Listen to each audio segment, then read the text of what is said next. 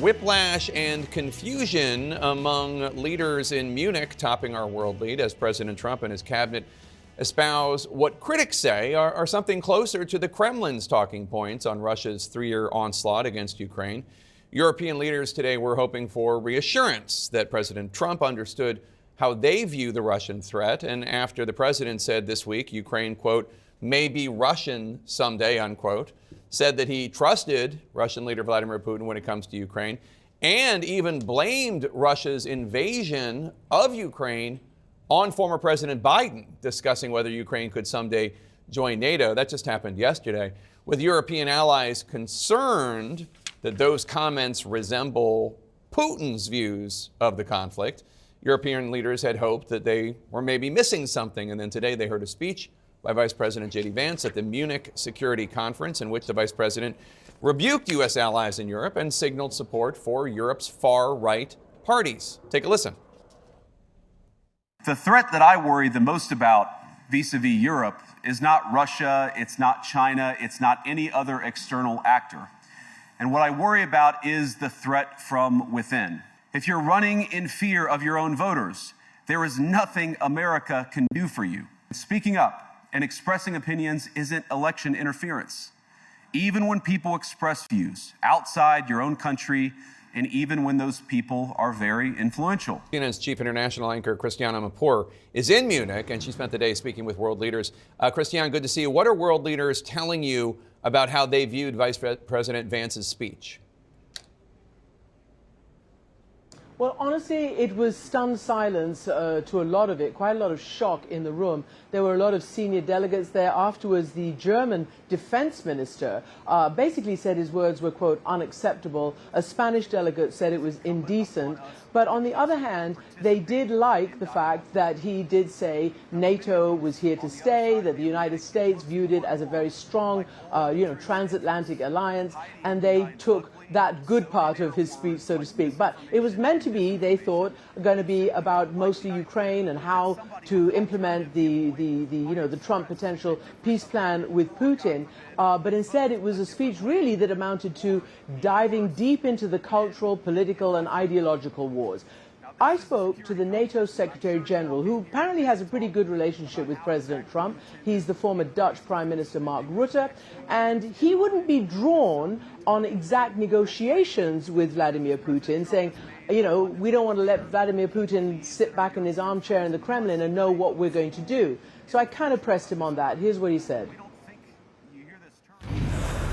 You will admit that already President Trump has telegraphed to him as he sits in his Kremlin armchair that he agrees with Putin's position on Ukraine never joining NATO. This is something that NATO promised Ukraine at your last summit in Washington, that its future was in NATO. Is that off the table? But President Trump, when he was campaigning, also had some clear statements on the same issue. So you cannot be too surprised. And as you said, indeed today there was a clear statement from the White House and others that all options are on the table, and I am just pleading for a situation where we try to really make that part of the negotiations, whatever will happen. And then the key issue is how to make sure that he will not try again, that you will not have a repeat of what happened, as you have covered in 2014, 2015, which was a total failure.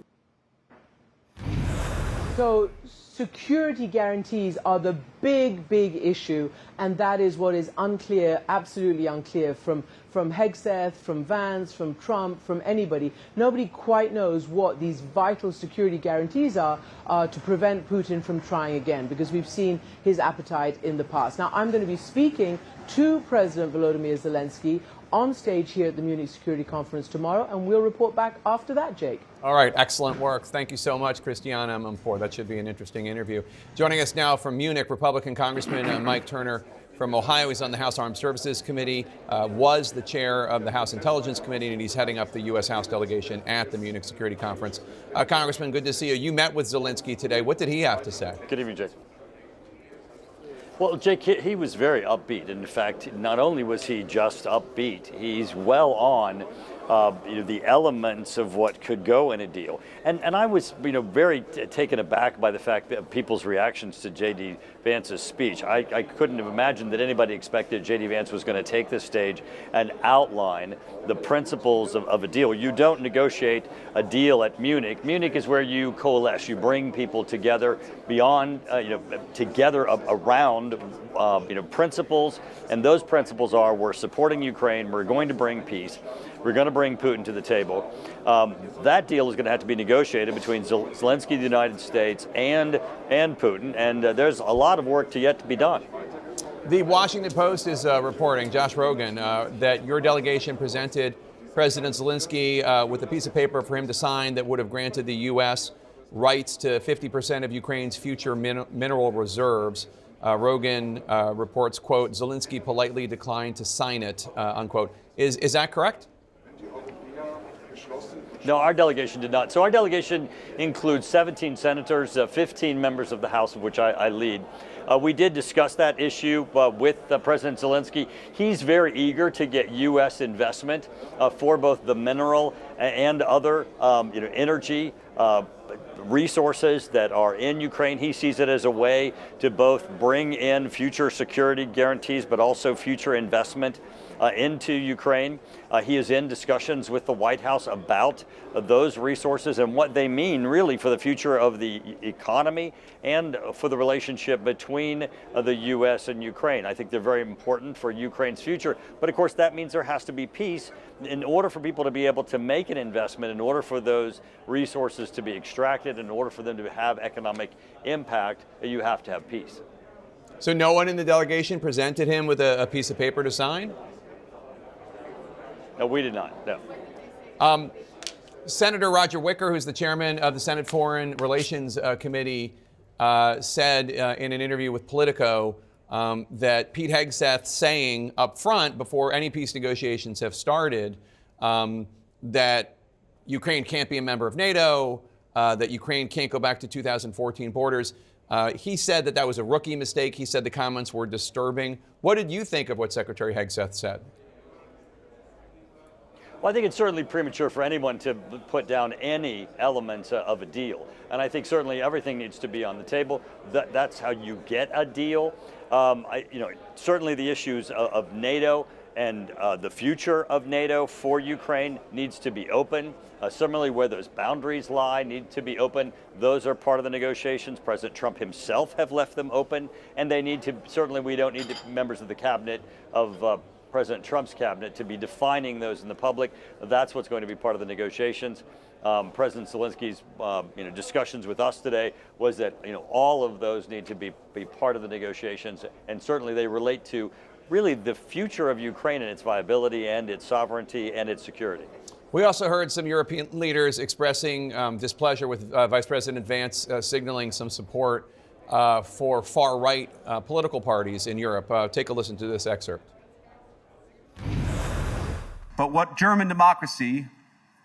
no democracy, American, German, or European, will survive is telling millions of voters that their thoughts and concerns, their aspirations, their pleas for relief are invalid or unworthy of even being considered. Democracy rests on the sacred principle that the voice of the people matters. There's no room for firewalls. Vice President Vance also urged the Europeans to end their opposition to anti-immigration parties such as Germany's far-right AfD party, which has been characterized by the German government as a suspected extremist party. Now, we know Vice President Vance met with the leader of AfD today. What do you make of all this? Well, I think these are just continuing themes that Vance has advanced, I think, within certainly the Republican Party. But I think, as we look to European political parties, they're going to have to work these issues out themselves. All right, Congressman Mike Turner, always good to see you. Enjoy yourself in Munich there. Must be a pretty cool experience. Really appreciate your time here. A lot of work to do here, Jake. Thank you.